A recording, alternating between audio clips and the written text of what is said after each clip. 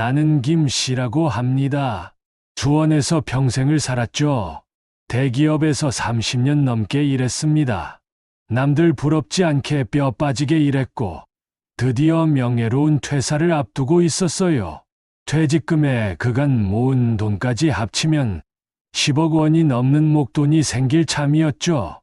나이가 들면 내 집에서 편안하게 살고 싶다는 생각 다들 하잖아요.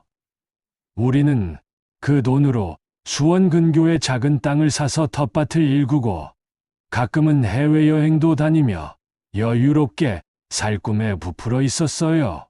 그런데 그 꿈에 늘 불안한 그림자가 드리워져 있었습니다. 바로 우리 외동딸의 남편, 내 사위 효섭이 녀석 때문이었죠.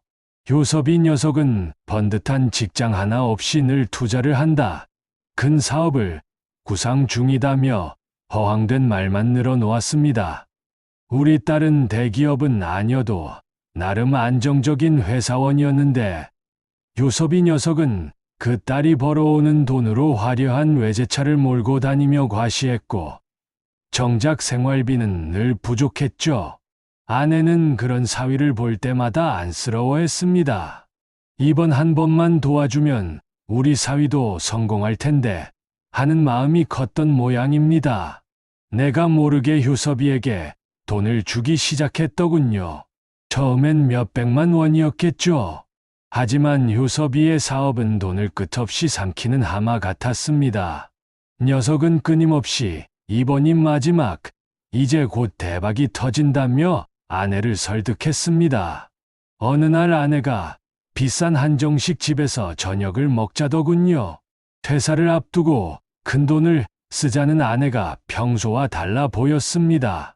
그때 알아챘어야 했는데 이미 아내는 내 퇴직금과 평생 모은 돈이 있던 계좌에서 몰래 3억 원을 인출해 효섭이에게 건넨 상태였습니다. 난 꿈에도 몰랐죠. 그날 밤 아내가 조심스럽게 물었습니다. 여보, 효섭이가 요즘 사업이 잘 안 풀려서 많이 힘들어하는데 우리 돈 좀 보태줄까? 나는 이런 지하에 잘라 말했습니다. 무슨 소리야? 자기 돈도 아니고 우리 노후 자금인데 그 녀석은 자기 힘으로 일어서야 해. 그때 아내는 이미 나와 상의 없이 효섭이에게 거액을 넘긴 뒤였던 겁니다. 마침내 내 퇴사일이 다가왔습니다. 우리는 오랜 꿈이었던 수원 근교의 전원주택 부지를 보러 다녔고 마음에 쏙 드는 곳을 찾았습니다. 설레는 마음으로 계약을 진행하기로 했죠. 계약금을 치르기 위해 은행을 방문한 날 나는 평소처럼 예금 잔액을 확인하려 했습니다. 그런데 아무리 확인해도 내가 예상했던 금액이 보이지 않는 겁니다. 10억 원이 넘어야 할 계좌 잔액이 단돈 200만 원만 남아 있었던 것입니다. 눈앞이 캄캄해졌습니다. 은행 직원에게 몇 번이고 확인했지만 돌아오는 대답은 같았어요. 나는 떨리는 손으로 거래 내역을 훑어봤습니다. 놀랍게도 효섭이에게 넘어간 돈은 3억 원이 전부가 아니었습니다.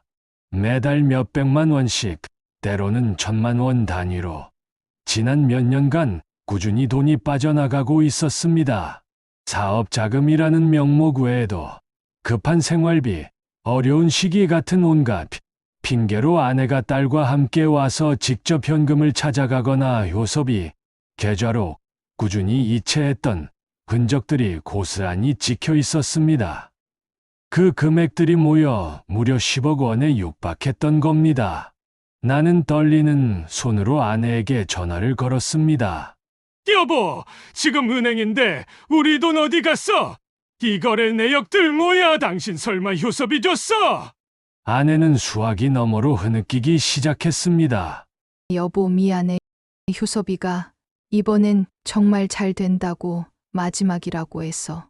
아내는 결국 울음을 터뜨리며 모든 것을 털어놓았습니다. 사위 효섭이에게 사업 자금 명목으로 모든 돈을 주었다는 말에 나는 그 자리에서 그대로 주저앉고 말았습니다. 30년 넘게 대기업에서 성실하게 일하며 꿈꿔온 은퇴 후의 삶이, 눈앞에 있던 전원주택의 꿈이 한순간에 산산조각 나는 순간이었죠. 믿을 수가 없었습니다. 내 평생이 그렇게 허무하게 사라지다니. 아내와 나는 효섭이에게 수십 통의 전화를 걸고 애원하듯 메시지를 보냈지만 녀석은 더 이상 연락이 닿지 않았습니다. 며칠 뒤 딸이 울면서 전해온 소식은 우리를 더욱 깊은 절망에 빠뜨렸습니다. 아빠, 엄마, 효섭 오빠가 도망갔대요. 사업 망해서 빚더미에 앉더니 마지막 남은 돈까지 다 들고 외국으로 떠났대요. 딸의 목소리는 절규에 가까웠습니다. 효섭이의 사업은 이미 오래전에 망했고 녀석은 마지막 남은 돈과 사채까지 끌어모아 해외로 잠적했다는 것이었죠. 우리는 모든 것을 잃었습니다. 수원에 있던 평생의 보금자리인 아파트도 대출을 갚지 못해 정리해야 했고 꿈꿔왔던 노년도 물거품이 되었어요. 결국 우리는 수원 시내의 낡고 작은 원룸으로 이사 갈 수밖에 없었습니다.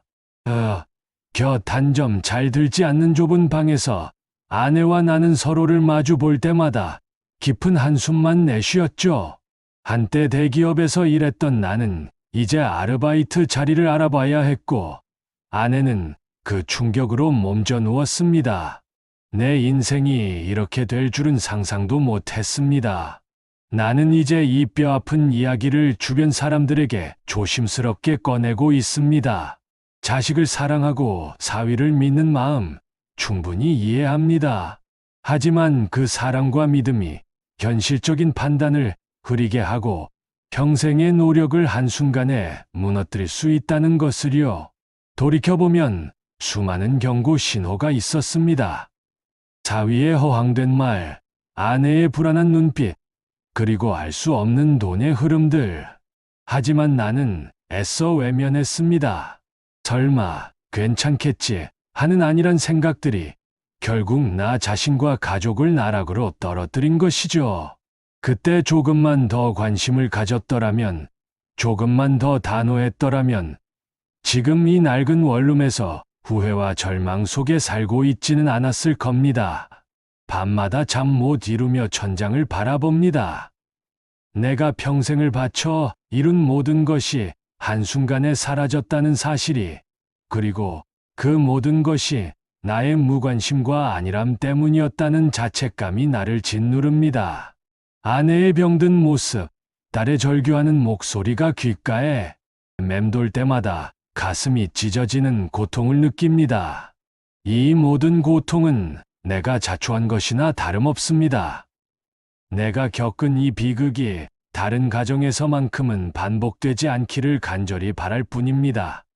부디 당신들은 나 같은 실수를 하지 마십시오. 가족의 행복과 미래를 지키기 위해 때로는 냉정하고 단호한 결단이 필요하다는 것을 잊지 마십시오. 나의 뼈아픈 후회가 당신들에게는 값진 교훈이 되기를 바랍니다.